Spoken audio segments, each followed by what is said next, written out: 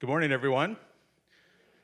My name is Joe Wheelis. I have the privilege of serving as this year's PPFA president, and I want to welcome you to the general meeting this morning. We've got a lot to go over, and everyone's time is valuable, so I just want to go ahead and get started. Just so everyone knows that we are recording this to be posted on the website, the PPFA website later. So if we do get to Q&A, please make sure you wait for a microphone so that we can capture the question. So we're going to go and get started. I want to first take the moment to quickly talk about some things that PPFA does in case you are not aware.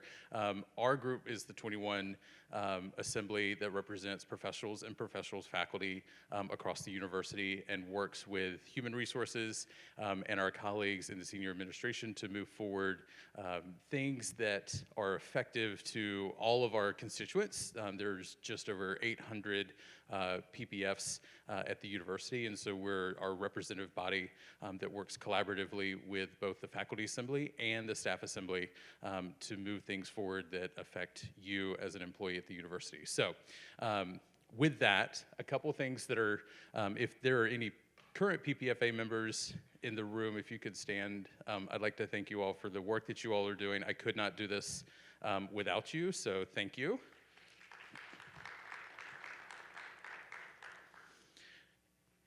And a couple updates on some things that we're doing.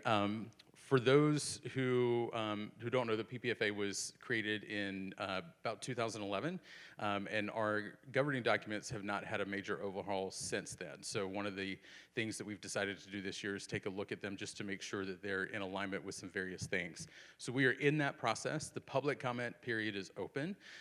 Some changes that we made are using inclusive pronouns in our governing documents, alignment with university branding guidelines. So I think I counted about over 60 references to the college. We have changed all of those to the university. And so we're there weren't any structural changes or any huge overhauls. Most everything that we practice are in the governing documents, which is always great. So we're just really doing some alignment with these updates. So public comment is open till April 1st. You can review the documents with markups on the PPFA website and provide any comments. And then if barring any changes, they'll be approved at the April PPFA meeting. So this is one way for you to kind of make sure you have a voice in your governance structure here at William & Mary. So that's an opportunity that we have going on right now, as well as nominations for next year's terms are open, and they're open through the 23rd. So if you would like to nominate yourself or a colleague that you think would be a great representative of you in the workplace, we are taking nominations for the next cycle. We have about 7 seats that will be open, so we'll be doing that nomination and election process for the remainder of the semester. The other update, many of you have seen the events about the DMV to-go bus. We've had a great, overwhelming response. Under 10 minutes is when all of our spots filled up. So clearly there's a demand, so we've created some wait lists for the other dates to help hopefully show the DMV that there is some demand out here and that maybe, not promising anything, we might get some other dates. But we do have a July and September date up there for people to sign up for. So if you need a real ID, for those who don't know, you'll need a real ID to travel domestically via airline in October or after October. So this is one of the things that a lot of people have to renew their license for. So those are 3 huge PPFA initiatives that are going on right now this spring semester. So just wanted to take some time to go over those. But now we're going to move into kind of the bulk of our agenda this morning. And I'm going to call up Sam Jones, Vice President for Finance and Administration, to go over some things on his agenda.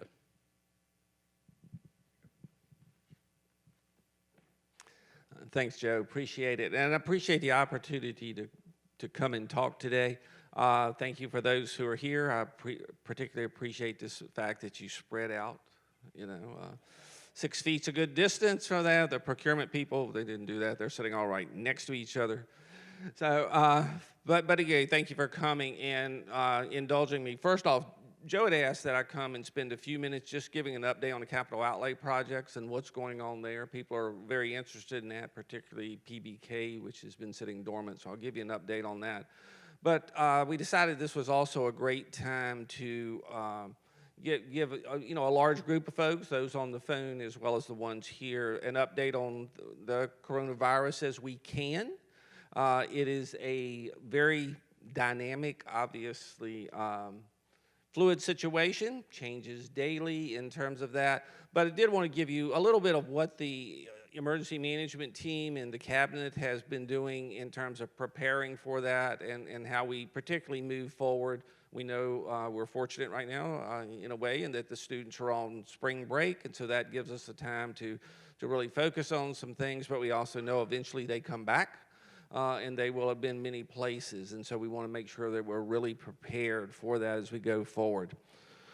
So just a little bit, this is the sit rep that we get every day. This is from yesterday, so it is no longer current, but it gives you some idea. And the 111,000 plus cases around the world, and you can see, the number of deaths. Again, most of those from that initial outbreak out in China, but there are deaths around the world, including some now in the United States. And you can see what's happening there. The World Health Organization has not declared this a pandemic. I don't know what the technical definition is for that, but when it's touching 100 countries around the world, it's widespread. We can certainly say that. In Virginia, the number is changing. I think 4 days ago, there would have been no cases in Virginia. Then it went to 1, then it went to 3, and as of this morning, I think there are 5 documented cases in Virginia, all of those from Spotsylvania County north. So right now it's in northern Virginia. A little bit about what some of the guidelines that we take and follow. We are very close in following the CDC, the Center for Disease Control guidelines, and you can see here the levels that they use to identify things like this.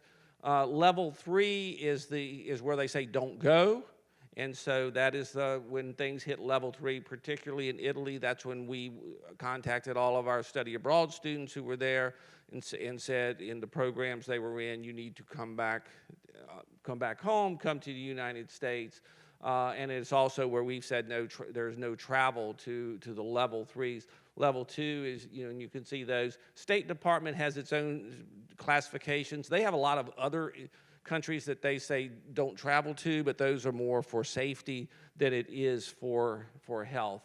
So we early on in working with the cabinet and with the emergency management team set what were our goals for as we responded to the COVID-19 outbreak. First was to protect the physical and mental wellness of our community, so that's student, faculty, and staff. So we start with, obviously, this is a disease. This is something that has the potential to be widespread. We wanted to make sure that we were protecting health and safety. And so, that all of the guidance that you've seen coming out, all of the communications that have been coming out have basically said, as one student said, you want us to tell us what they tell you in kindergarten, right? Wash your hands, cough into your sleeve, just all of those common sense things to do. So physical and mental health in terms of that. And then how are we going to meet the instructional obligations that we have to our students? They're in the middle of the semester, some were in study abroad programs, but as it comes here, which inevitably will work its way down, how do we ensure that we're able to provide the instruction to the students so they get the credits they need? Their students are scheduled to graduate, here soon. You want to make sure that they're able to do that and keep that on pace. And I'll come back to that in a moment. We want to maintain our business operations, as best we can. That really means determining what are the essential operations that we have to do here versus what are things that are non-essential. So if we get into a situation where some of our colleagues are self-isolating, self-monitoring, that we are still able to provide services, again, to our students and to the other folks on campus. Clearly, we wanted to be sure that we were hopefully effectively communicating. We're spending a lot of time on that and carving those messages, and I give great credit to Brian Whitson and his staff for all the work that they're doing to make sure that we're communicating in a timely manner. Generally are trying to send out something about every other day. That seems to be about the right time. It allows for change to happen, but also tries to deal with the uncertainty that we have as we go through this situation. And then finally, we want to contribute as best we can to really what is a national effort to slow the spread, of the environment. And that's everything from the spread nationally, but also within the state of Virginia, particularly within our region and here in the greater Williamsburg area. So things that we can do that minimize contact that folks have with other travelers and things outside. We're looking into that, and I'll again come back to that in a minute. So a couple of things, so those were the goals. A couple of things about the disease itself. I will stress I'm not a doctor, but these really come from the Virginia Department of Health. They continue to stress the 14-day period. So if someone believes they have been exposed or is documented to have the COVID-19, the idea is you self-monitor, that if you think you might have been exposed, you check your temperature and all that, but you also self-isolate yourself or self-quarantine yourself for a 14-day period. Now that's important if you think about all of us and how we work and how closely we work together and how closely offices work together. Again, the Virginia Department of Health says if it becomes widespread, that there's the potential for and these are interesting statistics, a 20 to 40% disruption in the workforce. So what that means, and they say that over a 6-month period. So basically what they're saying is there's the potential that, let's say 25% of us along the way in that 6-month period might get ill or might think we're ill and have to self-monitor. So that means, again, if you're in an office of 10, over that time, 2 to 4 people in that office might be out over that 6-month period. Not likely everyone will be out at the same time. And so that, again, gets to the issue of how do we take and deliver our services in a time when not everybody is in the office every day and it's not regularized with vacations and that type of thing. So what have we done? Just a few things. As I mentioned earlier, we recalled all of our study abroad students who were in the CDC level 3s that we saw earlier. And I would stress that with that, we asked the students to return home. They did not return to campus. If you think about it, those students there, they're getting their academic program delivery not from William & Mary, but from our partner schools around the country. And so it's really up to NYU or Syracuse University or whatever to make sure that student gets their credits and that type of thing. If they had come back to William & Mary, they first off have no housing because they can't live in university housing, and they would not be coming back for any classes because we have no classes for them. They're taking classes from those other institutions. And so while we recalled those students, and the Reeve Center did great work, they're in constant contact with the students and families relative to that, is making sure that they get back here to the state safely. But the idea is they go home or they go to the other institution if the other institution asks them to do that. They don't come to William & Mary. I think you've probably all seen, enhanced cleaning, particularly in the public areas, in terms of what can be done there. That will continue.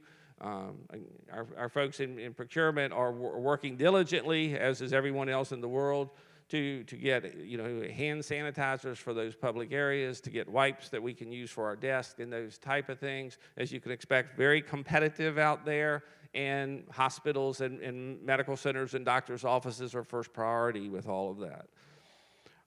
And then finally, we have asked both the academic and the administrative departments to come up with their continuing operation plans for this particular instance. We all have them. They tend to be general, but what these are is if you are in a situation, in finance where there's a disruption in the workforce, a good number of people are out, what are the essential things that have to be done? We would put making sure people get paid right at the top of that, use that as the example. And then how do you ensure that you get that done if people are out sick and that type of thing? Is there cross-training? Do you need to do that? Similarly, things are happening on the academic side, information technology, as well as the Studio for Teaching and Learning Innovation are working with faculty members, and faculty members have been asked who might want to switch their courses to online, might want to use Zoom as a way to complete coursework if the students aren't here. So they're working through that as well, and all of that work is ongoing. So the idea is to have an alternative. Maybe with you, if you're a faculty member, maybe you've just partnered up with another faculty member. So if you go out sick, this other faculty member understands your syllabus, they understand what needs to be done, they're able to keep your program going until you're able to come back. And again, we're doing that on the administrative side of the house as well. So all of that is, again, sort of very high level of what we're doing here on campus to try to make sure that we continue as an operating university while this is going on. How do you not get sick? You know, and as I said earlier, it's kind of that basic stuff. What do we say about if you don't want to get the flu when it's going around, or if you don't want to get a cold? Wash your hands. They can't stress it enough. And I didn't realize this, something I've learned around this, and you should wash your hands as long as it takes you mentally to sing happy birthday in your head. And that's that 20 seconds they talk about, because most of us don't wash our hands for 20 seconds. Wash your hands. If you're sick, go to the doctor. And if you're sick, stay home. We have very dedicated employees here at William & Mary, and we all think, oh, if I don't go into work, this thing isn't going to be done, and no one's going to be able to do it. In this case, it's not doing anybody any good. You know, if you're sick and you come in, and if you should have this virus, or frankly, if you should have the flu, if you spread that on to someone else. So be diligent about that. And right now, I would say err on the cautious side rather than the adventurous side of that. To the extent you can, avoid touching public flat surfaces and that type of thing. They're still obviously studying this new virus. How long will it live in that type of environment? But it's multiple days. And again, you know, we're working to see if we can get you some stuff that, you know, you can just come and say, even though it's been cleaned, if you want to wipe down the surface, you're able to do that. Cover your mouth and nose when sneezing. If you have this down to a science, folks, you know, that's where you sneeze. You know, as I did it the other day and I realized I'd just sneezed into my hands, I thought, well, I've not learned it yet. It's not ingrained in me at this point. And again, keep, to the extent you can, keep your distance from people, stay away from larger crowds, and we'll have some guidance coming out down the road. So where are we now and what are we reviewing? I mentioned instructional delivery in terms of what's going to be the best way to do that, and that's from the perspective of both what about if your faculty colleague is not able to teach their classes, but also what about if you have a student who thinks they may have the virus or has found that they do have the virus and they have to self-isolate? How do you get something to that student in terms of making sure that they individually are able to it? So it's actually coming both ways with that. We're looking at university events in a significant way. Should we be inviting anybody to campus now? Should we not? We'll have some guidance coming out, and we're also looking at the whole issue of university travel, both by our employees and, again, folks coming into campus. So the idea there is that we'll continue to review that. We've got a cabinet meeting this afternoon, and I think there'll be some guidance out that will give some clarity to all of those items at this point. With a caveat that I'm not a doctor, I will try to answer questions about our process and what we're doing if you have any. I have the microphone.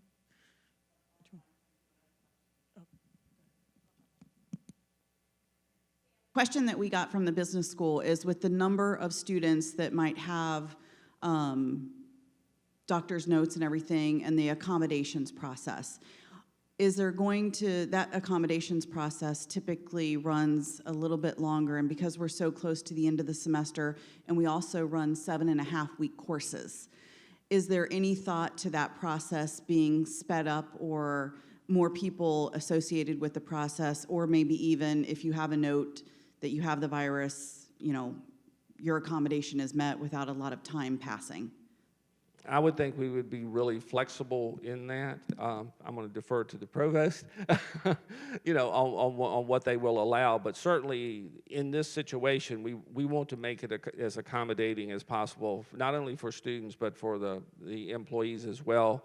I know Chris Lee is here, and he is looking at our telecommunicating policy, so that if people want to telecommute and that type of thing, which is certainly a way a lot of us could do our work from home, then making sure that we've made that as seamless as possible as well. So flexibility on our part will be really important. Other questions?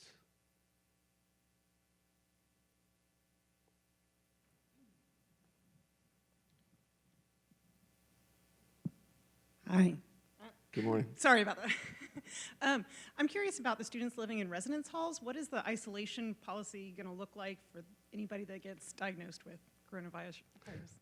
Yeah, get right to the heart of it. We have some rooms that have been identified. So if someone had to be isolated and was here on campus, that we could put them in. The question becomes what happens if the volume of that gets large enough. If the classes are being offered online and that type of thing, we may ask the student to go home in terms of that as a way to do that, because we don't have an unlimited capacity from that, but we have a very limited capacity. And we would be working with the Student Health Center as well as anything that might come from the CDC as, what's the best approach to that.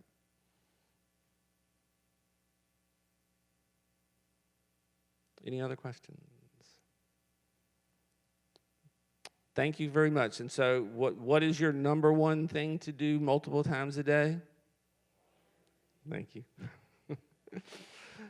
Okay.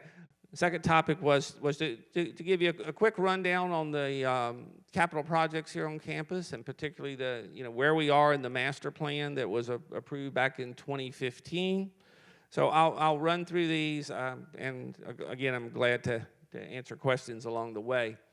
So might be hard to read here, but these are the principles that we have in place for our master plan, basically maintaining the pedestrian nature of the campus, being sensitive to the density and that type of thing, co-locating where we can the academic areas versus residential life areas and that type of thing, and really just trying to be very sensitive as we develop and add new facilities or renovate new facilities, making sure that what is a beautiful campus here with good, relatively consistent architecture, to make sure that we're protecting that as much as possible. And then a couple of areas just to give you a sense. So this is, we call it the South Campus. Think of this as being on, I could think of it as the new campus from having been here in 1971 when I came. But Richmond Road here, and so I put this in just because it's a good sense of the progress we have made. So if you think about where we are today, the master plan called for an expansion of PBK that clearly is happening, and I'll talk about the time frame there in a minute. The addition of a music facility next to that, so music would move out of Ewell and move over here into a much more significant facility. This is the Integrated Science Center, which was already there, but where there's also, as you know, we demolished Millington Hall. The idea is there is be a science facility put there as well. And then ultimately, there's a general academic classroom building that replaces Morton and Jones. And so, if you think about where we are today, this part has been funded from the Commonwealth of Virginia as this here. The addition to the Muscarelli Museum, that's in a pre-planning stage in terms of that. And then we have planning underway for this facility as well. The other side of it was, and this is Adair, and right on the corner we put the West Utilities plant, and that really gives us the utilities to support all of the activity that goes here. but it also allows you to run utilities up and put it on a central plant, things like Kaplan Arena and other things that have been running standalone systems and that type of thing. So since 2015, and here we are in 2020, you say, well, in this area of campus, have we made progress? Are things moving forward? Not quite at the pace that we like, because these are facilities that are subject to the availability and the cycle of state funding, but certainly where we're able to move, we're seeing some progress in those areas. And then the other area where there's been significant events, so this is, we are here. In the Sadler Center, as you know, we've already done the expansion of the stadium, beautiful there. The alumni house expansion is over there. I love that building because, we've done a major construction, and when you're driving up and down Richmond Road, you really don't see it, and it has not really disrupted things. But if you've not been over that way, if you don't usually go over that way, go over and have a look at that. I think that's come along really well in terms of that. And then we created the Wellness Center, which is right outside here. That was the first project we did coming out of the master plan. We knew, actually the master plan was still underway, but we had already identified the need for a wellness activity located here as we try to centralize a lot of the student activities here around the Sadler Center. So that, that is already open. And then we have not formed exactly this way, but we also have underway planning for an addition to this building that will go to that side. So again, it's like, well, you did a master plan. Are you making some progress in moving that forward? The answer to that is yes. And then just a little bit, I'll run through the projects really quickly. If you drive around campus or move around campus, you see those. West Utility Plant. There it is. We're getting great comments from it. It was intentional. So if you remember, this would be coming down Ucrop Way and turning and going across the bridge up toward DuPont. Very intentional to have that open glass to create something that, if you think about it, you go by and you go, oh, I wonder what those pipes are and what they do, to make it a little bit more inquisitive. So very, very pleased with how that's turned out. This is coming down from Adair, and again from the parking deck in that area. This is looking down the side back to the woods between Adair and the new facility. And then this is just some of the inside of it. Don't ask me what all that stuff does, other than it puts heating and cooling to a lot of buildings. So we have a number of projects. That one is virtually done that are under construction. Alumni Center, Fine Arts, the Tribe Field Hockey Center, which is actually just about done, Reevely Garden, and then some work in One Tribe Place, which is offline this year. So the Alumni Center, this was the architectural drawing that was put in place. You'll remember this was the original, I think, 1934 building. There was an addition in the 90s that was put to the back of that. But everything from here this way would be new.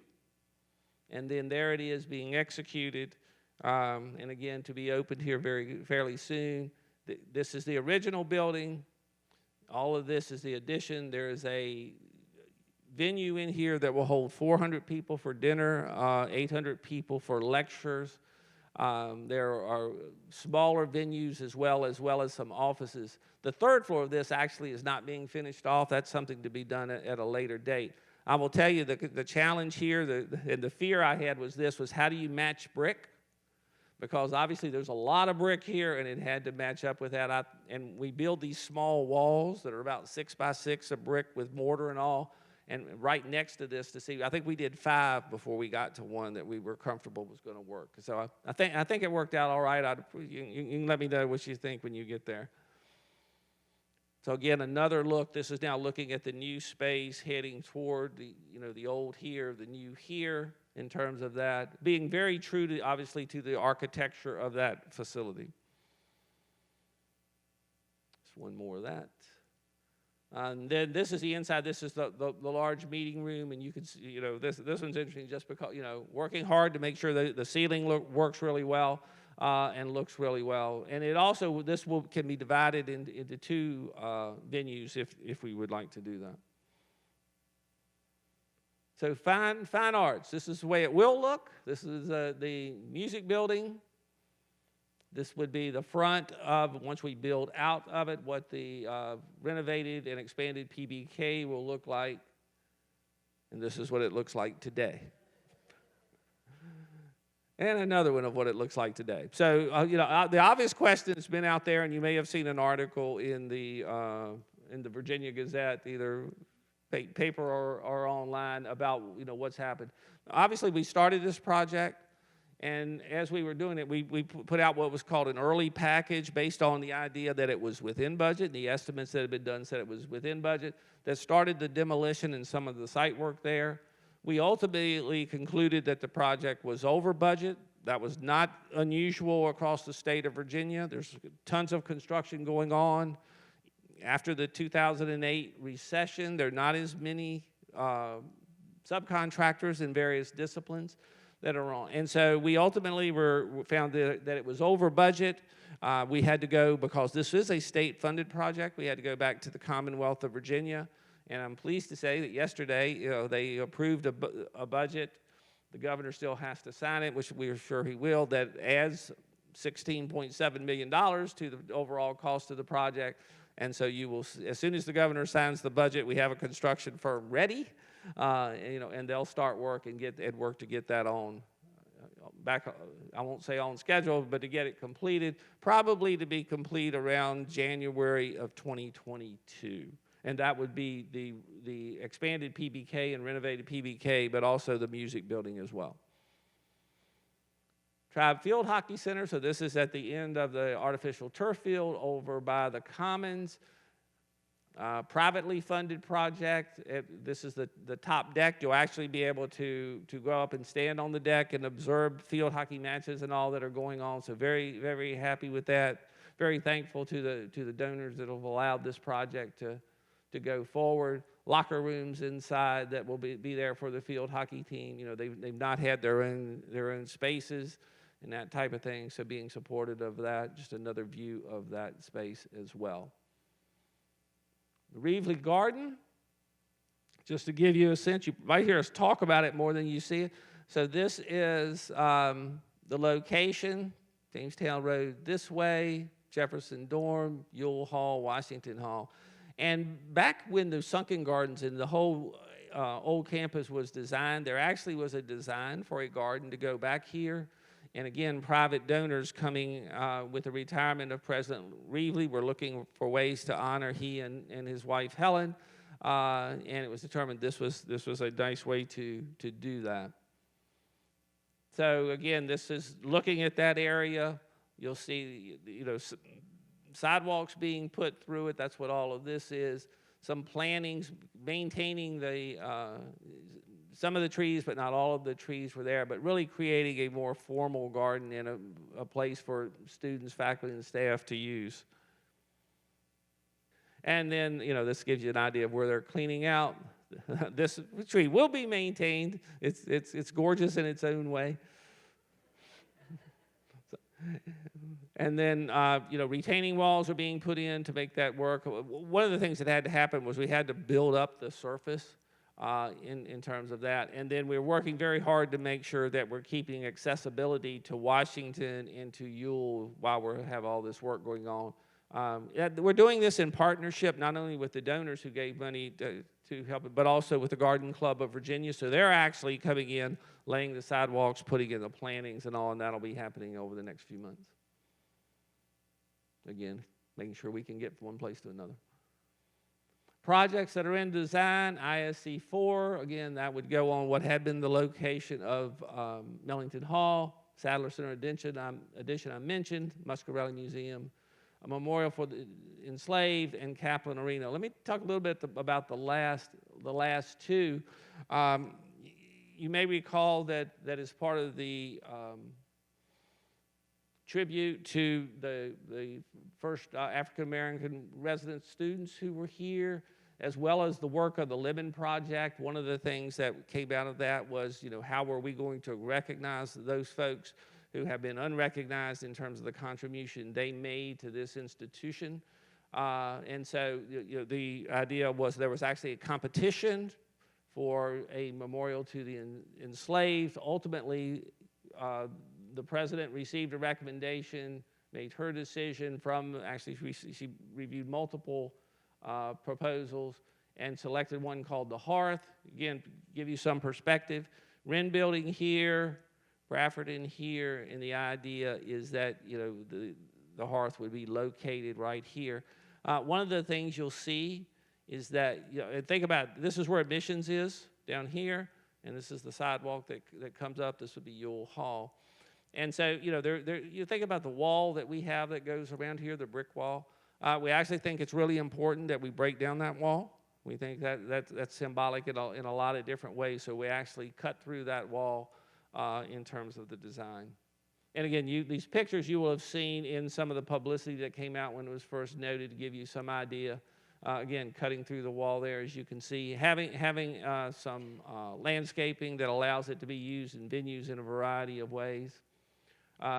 It will have, you know, these protruding bricks that allow us to recognize those people that we know, you know, who were slaves here, either of the university or of people who came to the university. So as the research identifies more, there'll be opportunities for multiple names. And in some places you don't have names, you just have reference to a person. And so we will, you know, the intent is to make sure that we recognize that. So this design is well underway. Again, this is looking from inside back to the Wren building. So, and yes, it's a hearth, so you would be able to build a bonfire in there. We'd be very selective about the ability to do that and why and when we would do that, but it gives you some sense of it. Kaplan Arena, the latest of projects that we announced, also privately funded in terms of that we announced 1st of February, I think it was. And this is just looking at the architect's rendering of what we're going to build out the outside of the building. There would also be a sports performance facility right across the street from the rec center where that little hillside is. So we would have that would connect here to Kaplan Arena. And it gives you, again, just a general sense of, you know, if here is the rec center, there is the sports performance, and then the expansion here that would allow for a much better entryway. And then inside, to give you a sense of it, you know, if you go to many of the basketball games, you know that it's probably for basketball, our arena is too big. So the idea is to use curtains and other walls to shrink the size of it, and then also create a student section that doesn't currently exist in terms of the facility down at the end. So again, make it a much more intimate basketball facility for men's and women's basketball, also volleyball there as well. And then on the sports performance side, Samantha, you can tell me that is not a football field. That's just the way they lay these things out for exercises. And you know, just a variety of different things there.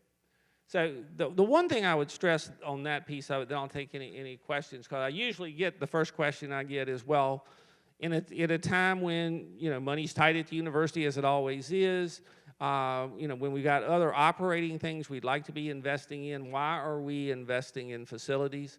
The simplest way to say it, it's a different pot of money. The state money that comes for capital outlay comes to us specific to buildings, and they support our academic buildings, both new construction and renovations. And then the monies that come for a lot of these other facilities, you know, that's where donor interest is. They line up with our interest, but the donors are providing the funds to do those projects, things like the Reevely Garden, the Muscarelli Museum being another example, as well as Kaplan. So, you know, we're very generous donors. We're glad to have their support, but you know, there's not the flexibility. That's always the question. Is there the flexibility to take those monies and use them for an operating expense, a new computer system, or something like that? And the answer to that is no. So I'm glad to answer any other questions or.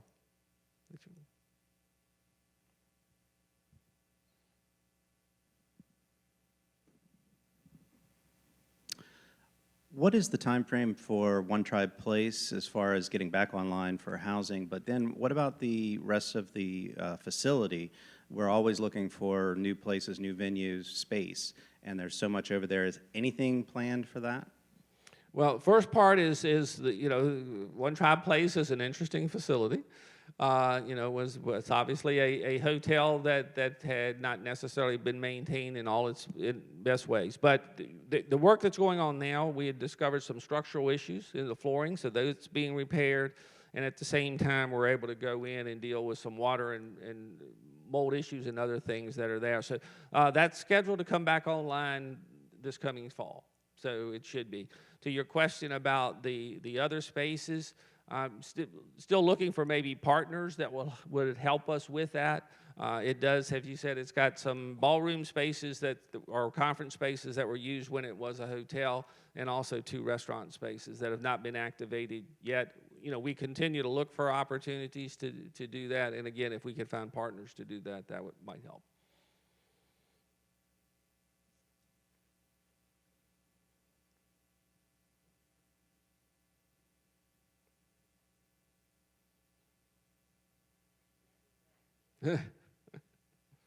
Hi, Sam. Any word on parking and what the parking study results are?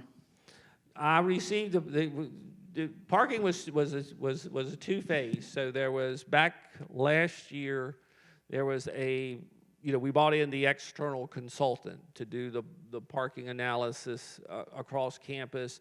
And basically what a parking consultant does is they look at sort of your busiest days of normal activity, so like a Tuesday at 2:30 or 11:30 and a Monday at 10 type of thing, when you've got classes going on and all of that type of thing. Their general conclusion was that, you've got enough parking spaces, you just don't have them in the right place. Well, we have the School of Education, we have Kaplan Arena, yes, we have spaces, but that's not where everybody wants to park. And so the charge to the Parking Advisory Committee was to take a complete blank slate, forget how we currently assign spaces, forget how we currently charge spaces, and basically look at whether there were options for how we transport students around campus, and how we work with WADA and those lines and that type of thing, and to come back with a set of recommendations that of how we could change things to really get the parking needs more lined up with where the parking spaces are. So I received that report 3 weeks ago, I think, and reviewing that, and the intent is to share that widely with campus because some of the recommendations there were different, and it's not something we just want to impose on people. So the idea is over the next, I'm going to say 6 to 8 weeks, really get campus input back on that report. We've just got to work on some summaries that are there to share that. Have some gatherings after I've told no one to gather, but to get campus feedback before we start making changes. Any other questions? I know I've taken a lot of time. I thank you for your patience. Thank you. Appreciate it. Don't go too far. Don't go too far. Sam, I want to thank you for all the work that you do for the university over the long period that you've been here. And I know you're barreling down towards retirement. We want to thank you with a little token of our appreciation on behalf of the PPFA. However, it's not here yet. A little birdie told me that you have been fixing up a cottage on the Eastern Shore. So we've gotten something for that. We did some stalking based on your staff, and we're able to get a plaque made of the longitude and latitude of where your cottage is that you spend weekends at. So that is coming. But in the meantime, thank you, Sam, to all your work, and here is a little token of our appreciation.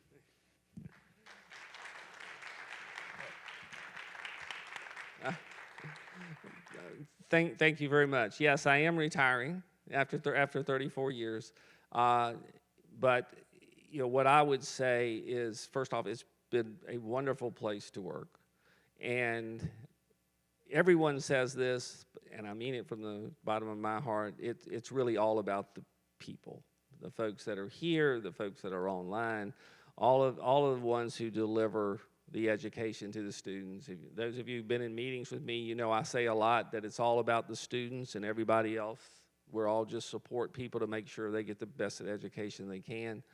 So, my thanks to you is just that you've given all the efforts that you do to make sure those students do well. and the country will be better for it, and the world will be better for it. So, thank you very much.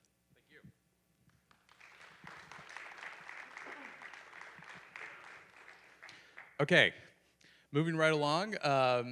Next, I want to call up Chris Lee, our Chief Human Resource Officer, to provide some updates on the things that he's been working on since his arrival in August. I've been in a number of meetings with him, so I'm looking forward to this update. So, Chris, I'm going to turn it over to you.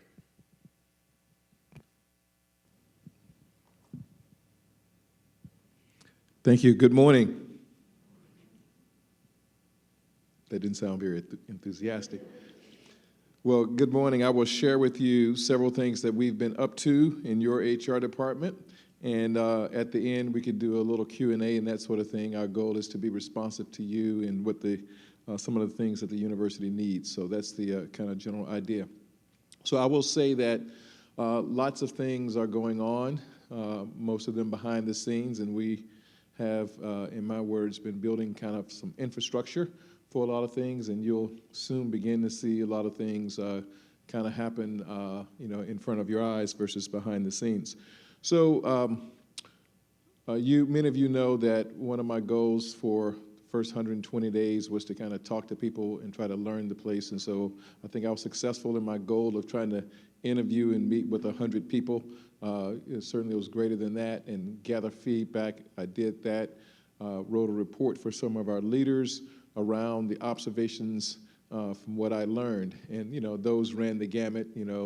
It's probably all the things that you already know, but as a new person, you don't know yet, right?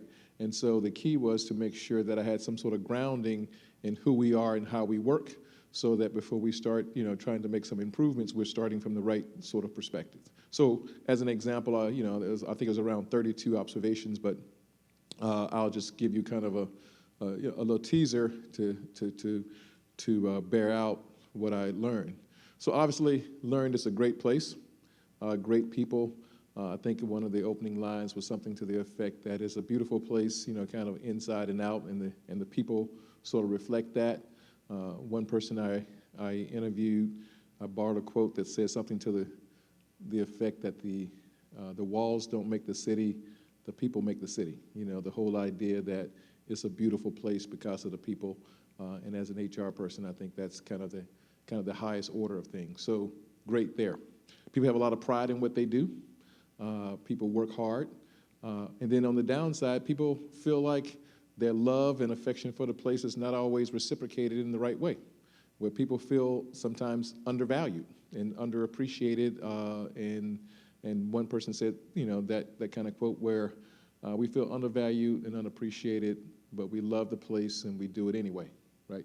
And so they kind of, spoke to me, about, some of the thoughts that people might have, and we have some things to talk about that will speak to that. We obviously have very high standards for academics, but one of the quotes was about kind of an operational irony, where we have a high tolerance for lack of excellence on the administrative side, and we do a lot of work, and some would say rework, because our policies and procedures and ways of working may not be as crisp as we would like them to be. People are smart and want to be smarter, which is kind of amazing, where people, it seems everybody's interested in professional development. There's a lot of angst around the fact that, for example, in our MBA program, the online program, right, that we don't have as many, we don't have ways for staff to participate that in the same way, and there may be some changes coming to that. But it's just the whole idea that everybody seems to be interested in learning and growing and improving, which is pretty great. So lots of good stuff, there as far as the character of the community. Certainly, I got feedback on the HR department. Lots of observations there. We are working on all of those issues, and our goal is to give you a 21st century HR department that's responsive to the needs of the university, and we'll need to partner with you to get there. So lots of good stuff learned, lots of observations, and lots of plans as a result of what we learned. So I'm looking at Debbie Howe. So as a matter of fact, we got a couple people I might want to introduce you to, because they'll be playing a prominent role in all this stuff. So this is a good opportunity. I've been kind of hiding in a sense that, we've been working on a lot of stuff, and we didn't want to kind of have a public sort of display and talking about things until we were ready. So as an example, some people said to me in a meeting recently, we heard that, the HR department was reorganized. And I said, yes, but we're not telling anybody, right? Because we were trying to make sure that we get our ducks in a row first before we come out. So we had that plan as early as, late October, early November. We put it into place on January 1st, and we've been working out the details and kinks and making sure the handoffs and all that sort of thing are correct. I think there was a meeting yesterday afternoon, taking care of some of those details. So we haven't told anybody because, we've been, as I said, building infrastructure. So 2 important people. One is Debbie Howe. So Debbie, if you raise your hand or at least stand up so people in the back can see what your face looks like. So ironically, so Debbie is an HR veteran. She actually came to the university in August, a couple weeks after I did, and I've been waiting to introduce her. So I'm a little late, right? Because we kept waiting because she is what I would describe as your HR director, right? So she's the person who's going to be running the core part of the enterprise and all the, employee, sort of services and management services. She comes from DHRM. She was a consultant there. She was HR manager at one of the state agencies, worked at NPR also as a recruitment manager, 25 years of experience, HR guru. She'll be running the ship. Then Keith Potts is new. So Keith has been with us 3 weeks. He's a William & Mary alum, retired HR executives from the newspapers. I get them all mixed up. They bought and sold one another a few times in that mix, right? The Daily Press. Yes. So he's been, a Williamsburg resident since he was a student, and he commuted out of the area. So a lot of affection for the community and the institution.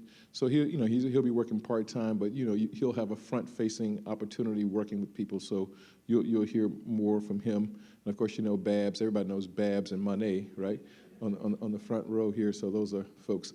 So they can chime in and correct me when I say something out of order here. Okay, so yes, we've reorganized the department, and you'll hear about some of that soon, and that sort of thing.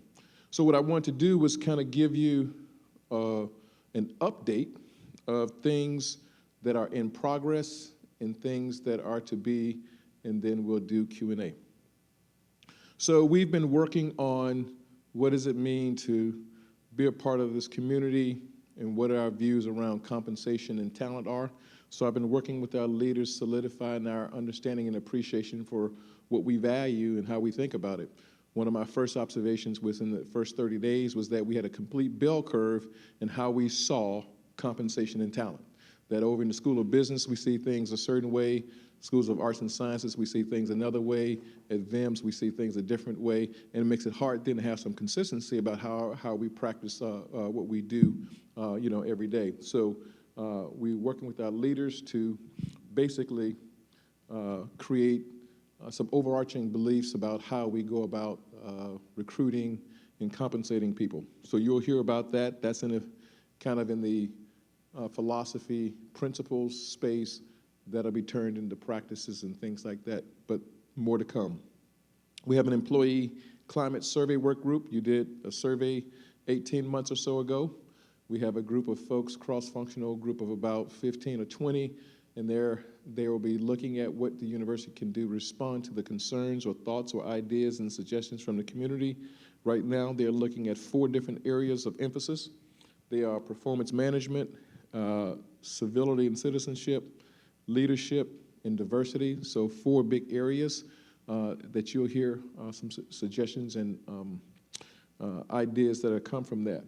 They want to tackle a couple other things, but we have other things going on related to those, so they don't have to basically advance those ideas, such as compensation. I'll talk about that in a moment, but there are 4 big buckets where performance management, citizenship and civility, leadership, and diversity. Next, we're looking to revamp our orientation and onboarding program. Lots of movement there. So Babs, I think next month, April, right? So we're going to have a new orientation program for employees coming in, fundamentally different than it was before.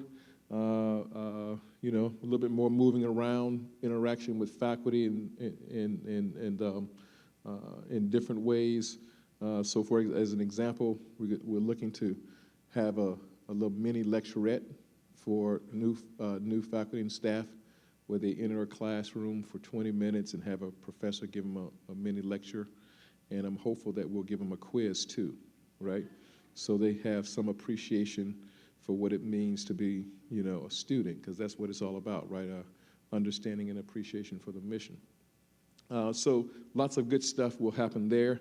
That's on kind of the orientation side. On the onboarding side, you know, we're going to have some new technology. People Admin has an onboarding module that'll help us keep track of like the 50 things that happen in an employment process, in the onboarding process, whether it's the paperwork or getting to the library or getting a laptop or, you know, just all the things, you know, parking, all of those sorts of things to bring a person into the community, to include things that happen in a particular school. So each school will have different ways of working that a new person needs to know about. We will have ways of supporting and tracking that stuff as well. So that is to come with a July 1st sort of target there. We have a compensation market study underway. So by the end of April, hopefully, we will have results back from the consultants we're working with.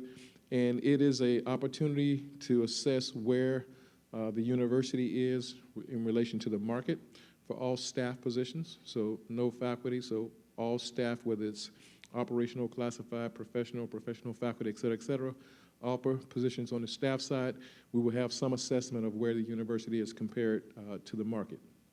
So that's an important study, and that's one of those byproducts, as we said before, of the employee climate survey, looking at that. Separately, but related, kind of two sides of the same coin, is related to classification. We have lots of questions and concerns around classification, how we describe things. And a simple way of thinking about it is if you're talking about butchers, bakers, and candlestick makers, you know, what's a baker, what's a candlestick maker? Do we have baker 1s, 2s, and 3s, and that sort of thing? That's classification. Then the question is, how do our bakers compare to other positions of similar responsibility on campus, as well as those bakers out in the real world? And I was in a meeting talking about this recently, and I was saying, you know, part of the issue we have at the university is that how we've classified, you know, bakers and that sort of thing, where, you know, a baker at Panera is different than a baker at a boutique bakery out in the community. And I'm gonna try this word. So I'm from Alabama, so I'm gonna warn you in advance that, you know, French is not a native, you know, part of my native tongue. So Libby, was it boulangerie?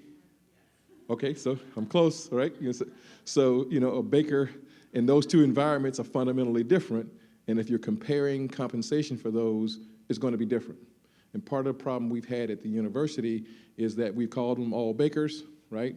And when the skill set, the background experience, and what you would expect for those will be different. And then we also then have to marry that up with what's going on, you know, in the real world in comparison to other institutions or organizations that hire the similar positions. So it's two sides of the same coin, two different studies. We are working with a group that is part from the PPFA and part from the staff assembly, looking at classification. That's going to be a longer-term effort because we have about 1,300 different jobs within the university, and so it's going to take some time to, you know, analyze that and resolve that. And I'm assuming that's going to be over the summer and fall, looking and resolving all of that. So compensation study, classification work group, two sides of the same coin. So I have about 6 more things, or 7 more things, but I need to take a breath. So we'll stop and pause and let you do a quick Q&A while I gather my thoughts and grab something to clear my throat. So questions? Go ahead, ma'am. Hold on. Okay. Yeah. So, Chris, this is a very aggressive agenda of that you want to accomplish. Are you gonna share with us what is the priorities from your perspective? Uh, so did I tell you I was a Marine? I was armed, so. Yes. So but I would say it this way. Yes, there's a lot going on, but I would say in defense of all that's going on, there's a lot of pent-up demand. So I think I said to my staff and Sam early on, I would love to do the higher ed thing, which is just take a year and learn the place and talk to people, whatever, do nothing, and then start tinkering with things. I said, but I don't think we have that luxury. I think you didn't have an HR leader for 9 months, and then there was a few other things that kind of deferred maintenance, the way I would describe it.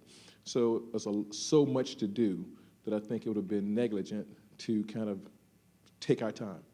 And so for me, a lot of it is infrastructure.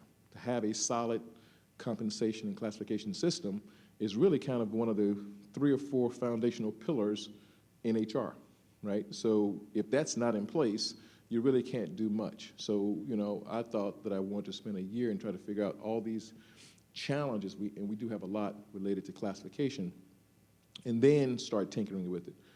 But day 1 on the job, Sam said, look at the classification system. So that clued me in. And then, even before that, in the interview, about a half dozen people talked about it, to include managers, and I was saying, well, ask a few questions and they would give me answers. I said, well, if you don't understand, your employees can't understand, right? So that's the way I looked at it. Some things that are kind of foundational. We have to address those before we improve. So we have some engine room things and we have some polish-related things. And so for me, it's been a need to move faster than you would normally want to move because of that. And if you all want me to slow down, I'll slow down. That was a joke. I'm not going to slow down. You all are very serious this morning. Okay, so, but yeah, don't you think? I mean, We work in partnership with your team Yep. because I manage the payroll department, and you're right. We have to have a strong foundation before we can continue to build on it. yeah. So you're being affected by the collateral damage of all the, every few days we're calling you with something else, right? So, yes. Yeah. So absolutely. Yeah, but I think I think it's important, right? I think it's really important for us to kind of be deliberate and move forward. Absolutely. Yeah. Other questions? Yes, ma'am. Good morning, Dr. Lee. So at VIMS, since I'm the senior HR partner at VIMS, with the compensation study, we have a lot of our very unique scientific positions that are not in people admin. So what is the strategy for the compensation? I don't know if it's Gallagher or whoever's that's doing the study. How are they going to benchmark VIMS positions? What is the strategy around that? Well, I would encourage the HR manager at VIMS to put those positions in people admin because that's the Bible. So let's talk offline about that because we're going to look at all 1,300 positions and, they have access to that material and that's their job. Their job is to look at the actual job and marry it up with what happens for research scientists, as an example, at UVA or, the other marine science institutions along the East Coast. So that's the challenge, right? We want to be looking at apples to apples versus apples to oranges, but we're going looking at the fundamentals because we're doing foundational. So that's the whole idea. Okay. All right? All right. Okay. All right, so we're doing a technology review. We talked about people admin briefly. We got a couple things within people admin. Some functionality that we're not fully using. We're going to enhance that. We're going to add to that. We're looking at all of the technologies, whether it's Cornerstone, et cetera, and how we use technology in general. So we've been a frequent flyer with our partners over in Jones Hall. So you'll be hearing more about that with the goal of people process technology. How do we use the technology tools we have and which ones we should have to improve how we work. We're looking to redesign the employment process. We started that process last fall, lots of great progress there, and we weren't able to fully finish that because it intersected with the technology so much so that we kind of had to pause, look at our technologies, and I'm hopeful this spring, with the help of Keith there in the front row, to be able to finish that project so that pretty soon, maybe this summer, we'll have a completely different way of doing, bringing people into the institution. Had a meeting with Keith yesterday as an example. His observations were similar to mine. Too many touch points, too many things back and forth. We need to prepare leaders for how they hire and do it more efficiently and effectively than we do right now. We're reviewing policies, completely. I don't know about you. One of the observations in my interviews last fall with 100 people was that the rules of the game aren't clear, right?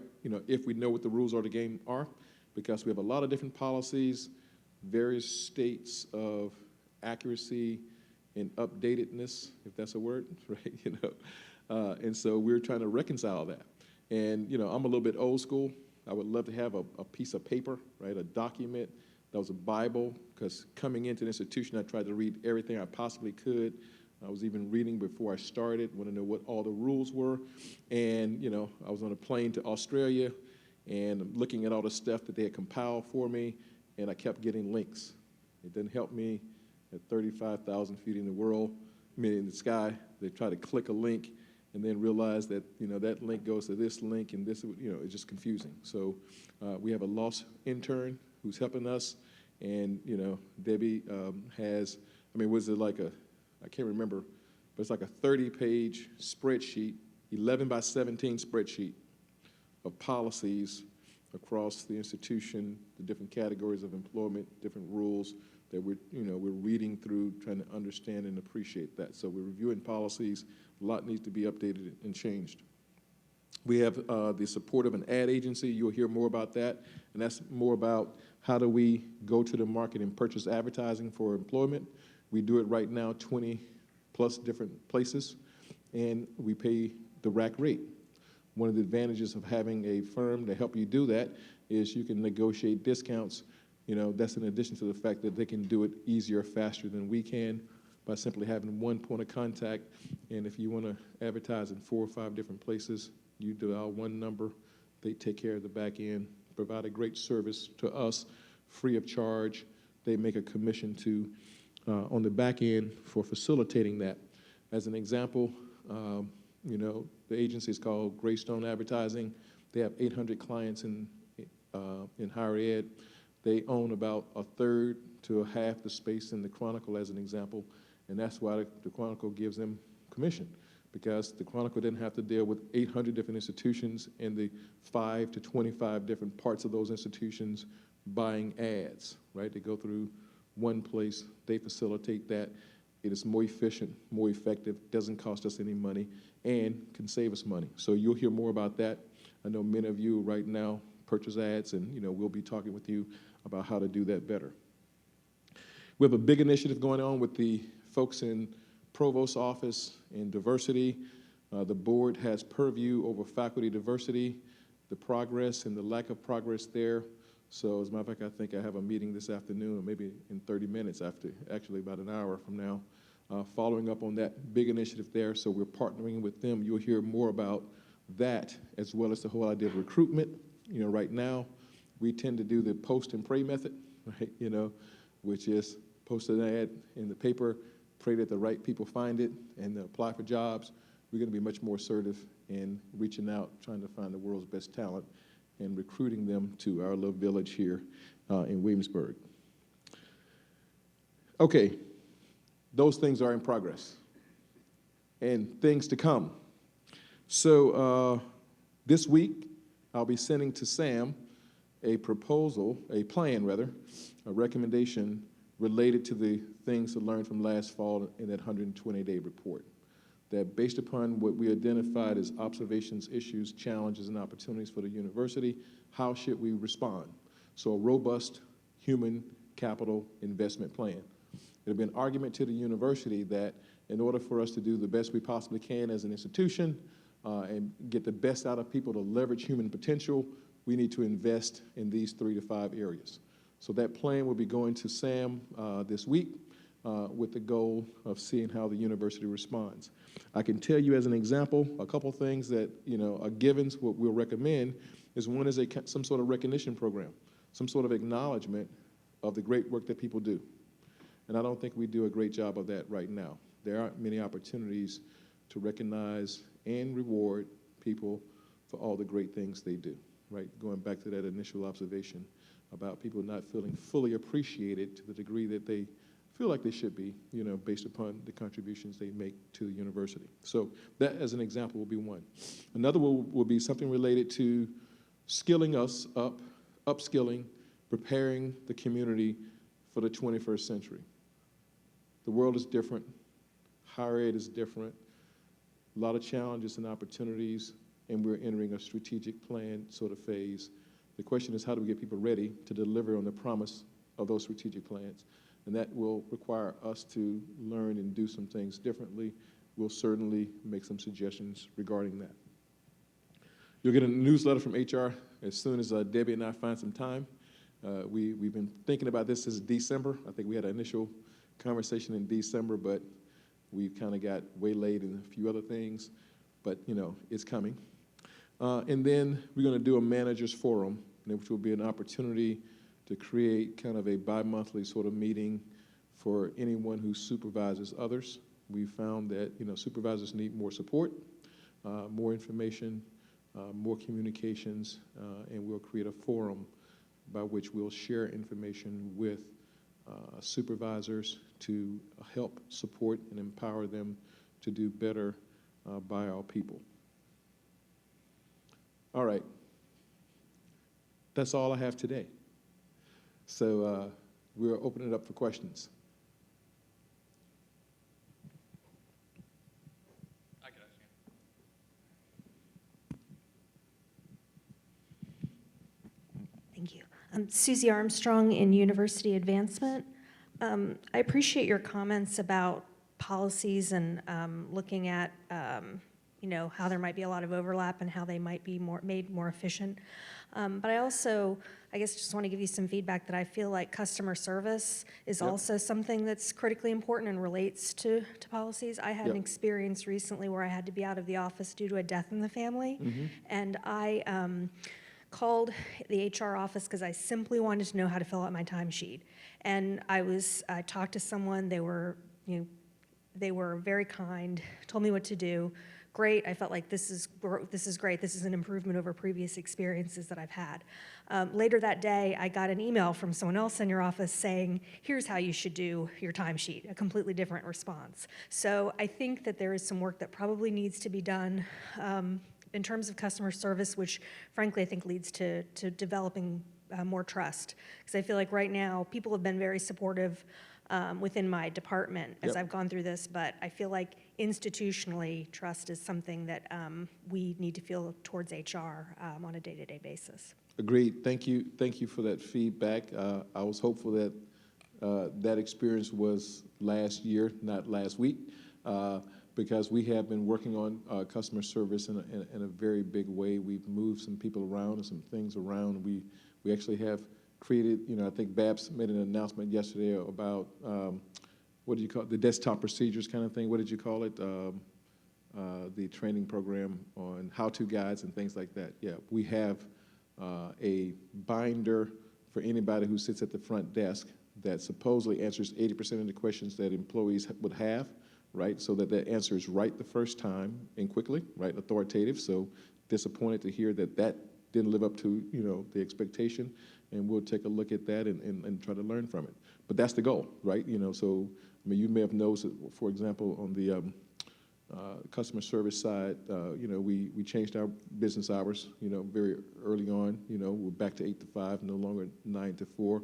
We have a different professional doing that. We created that manual. We've had internal 2 with the goal of 1 every month until we no longer need it, a training program on customer service for the department. So sad to hear that we're not living up to the standard. And so Debbie, Babs, and I have some work to do. All right? Okay. Well, if there aren't any other questions, Chris, thank you for your time. My pleasure. And thank you, everyone. for joining us today. And that concludes our meeting for today. Thank you.